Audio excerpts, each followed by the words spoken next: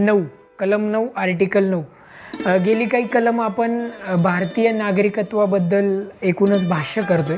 तर 9 मध्ये सांगितले की कोणतीही व्यक्ती एखादी व्यक्तीने जर म्हणजे भारतीय नागरिकत्व हवंय परंतु तिने जर स्वइच्छेने बाहेरच्या देशांचं नागरिकत्व स्वीकारलं म्हणजे साधारणपणे परकीय देशाचं जर नागरिकत्व स्वीकारलं स्वइच्छेने आणि जर भारतीय नागरिकत्व जर हवं असेल तर कलम 5 जे आहे आर्टिकल 5 नुसार किंवा त्याच्या आधारे भारतीय नागरिक म्हणून मान्यता मिळणार नाही. त्यासोबतच आर्टिकल 6 आणि 8च्या नुसारसुद्धा भारतीय नागरिक म्हणून मान्यता देणार नाही.